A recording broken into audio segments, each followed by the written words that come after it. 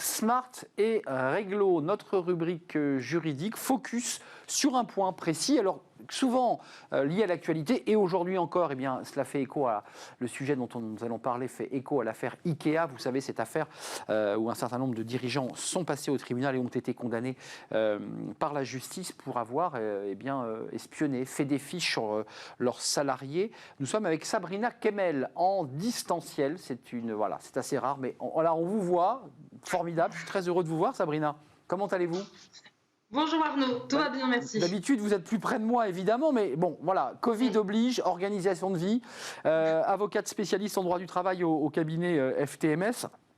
D'abord, une question sur l'affaire Ikea, parce que c'est un peu le sujet du jour. On va s'intéresser à la surveillance des salariés.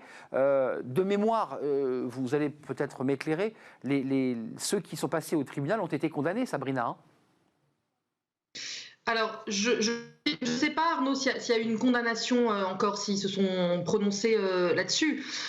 Ce qui est sûr, c'est que cette affaire, en réalité, évidemment, les faits sont graves parce qu'on parle quand même d'infiltration de faux collègues, de recherche d'antécédents judiciaires sur les salariés.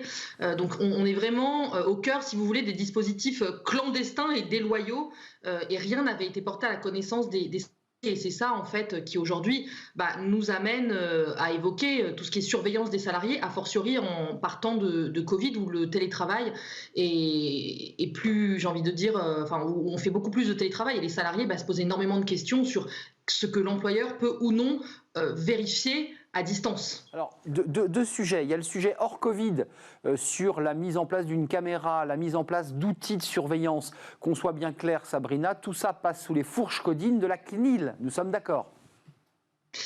Alors, maintenant, en fait, la CNIL, c'est terminé. Ça passe plus par tout ce qui est vidéo surveillance. Il y a eu du changement. En revanche, ça va suivre une procédure qui est bien spécifique. Laquelle ? Alors, en matière de vidéosurveillance, vous allez devoir notamment informer individuellement tous les salariés qu'il y a une vidéosurveillance qui est mise en place, informer les délégués du personnel, ou enfin les représentants du personnel, si représentants du personnel.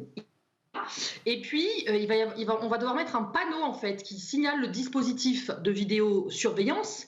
Mais également, Arnaud, c'est important, il faut qu'on justifie les raisons pour lesquelles on a mis en place cette vidéosurveillance.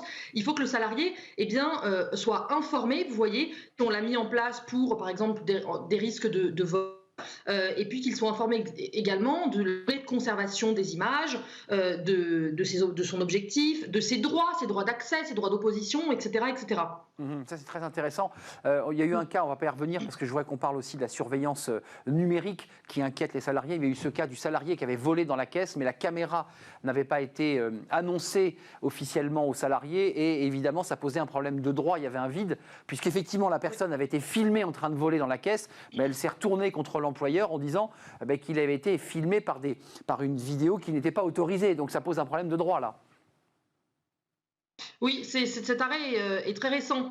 Effectivement, en fait, il y a des preuves qui ne peuvent pas être opposées aux salariés, du moins sur l'un du CIL. Après, au pénal, la preuve est libre. Donc, beaucoup plus simple, en fait, au pénal, si vous voulez, de prouver des choses que dans le conseil de prud'homme, par exemple. Bien sûr.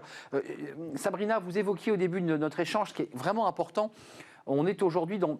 Il n'y a pas d'obligation au télétravail, faut-il le rappeler à ceux qui nous regardent, mais on incite fortement les salariés à faire du full remote, 5 jours sur 5, avec une autorisation d'une journée possible pour revenir dans l'entreprise. Les salariés s'inquiètent. Ils ont raison de s'inquiéter. L'entreprise a évidemment envie de savoir si le salarié travaille vraiment. C'est une vraie question. Oui, mais tout est quand même très encadré en France. Le droit français est très pointueux. Et aujourd'hui, en fait, il faut avoir à l'esprit que le principe, c'est qu'aucune information qui concerne personnellement un salarié ne peut être collectée, si vous voulez, positif qui n'a pas été porté à la connaissance de ce salarié. Donc, tant que le salarié n'a pas été informé de quoi que ce soit, l'employeur n'a pas de droit de surveillance sur le salarié. Très concrètement, on sait qu'il y a des outils informatiques qui sont en fait, j'allais dire un peu comme les routiers dans les années 90, le mouchard qui vérifie que la personne est bien connectée sur le site de l'entreprise, qu'elle n'est pas évidemment connectée à Internet sur des sites de vente en ligne. Tout ça, c'est autorisé. Comment fait malgré tout le chef d'entreprise pour contrôler? Est-ce qu'il doit être dans la confiance ou est-ce qu'il est aujourd'hui un peu plus aussi dans la méfiance? Alors non, c'est pas autorisé, puisque je vous l'ai dit, le salarié doit savoir en fait qu'il est surveillé. Et puis, quand on met en place ce type de dispositif, il faut, quand il y a des élus, que ça passe par le CSE et donc et que les salariés soient informés. Donc oui, il faut que ça passe. Évidemment, tout repose sur la mais c'est toute la question en fait. Pour moi, la confiance a été pas parce qu'au contraire, on a vu qu'on pouvait faire confiance aux salariés durant crise. Mais donc, comment on surveille un salarié à distance? On ne va pas l'appeler toutes les minutes, le salarié, ou faire des calls à 8 heures, à 10 heures et à midi, parce qu'on risquerait de tomber en plus, si vous voulez, dans une sorte de harcèlement. Enfin, harcèlement, le mot est peut-être un peu fort d'un point de vue juridique, mais on ne peut pas poursuivre comme ça les salariés. Il y a aussi le bien-être des salariés en télétravail qui compte.